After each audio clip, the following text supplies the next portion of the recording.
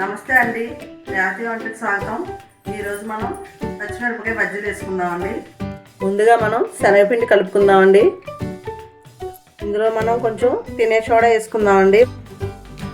ఒక స్పూను బియ్యం పిండి వేసుకుందామండి. సరిపడగా సాల్ట్ కూడా వేసుకుందామండి. దీంట్లో మనం కొంచెం కొంచెం వాటర్ పోసుకుని బాగా జోరుగా కాకుండా చిక్కగా కలుపుకోవాలండి.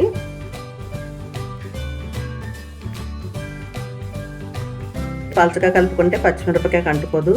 ఇప్పుడు మనం పచ్చిమిరపకాయ ముంచుకోవడానికి ఇలా సన్నగా ఉండే జార్లో కానీ పొడవుగా ఉండే ఒక గ్లాస్ లాంటి దానిలో కానీ పోసుకోవాలండి. మిరపకాయకి సరిపడగా మనం ముందుగా స్టవ్ అంటించుకుని ప్యాన్ పెట్టుకున్న తర్వాత డీప్ ఫ్రైకి కావాల్సిన ఆయిల్ పోసుకుందామండి. ఆయిల్ వేడెక్కేలోపు మనం పచ్చిమిరపకాయలకి కొంచెం నాటి పెట్టుకుందామండి. నూనె బాగా వేడెక్కింది కదండి. మనం ఇప్పుడు ఒక్కో పచ్చిమిరపకాయ ఇందులో ఉంచుకుని ఆయిల్లో వేసుకోవాలండి.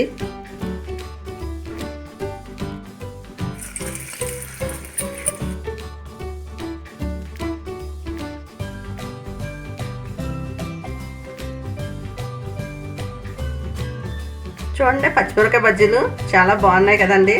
మీరు కూడా తప్పకుండా ట్రై చేసి టేస్ట్ చేయండి. ఈ వీడియో కనుక నచ్చితే లైక్ చేయండి, షేర్ చేయండి, సబ్స్క్రైబ్ చేసుకోండి.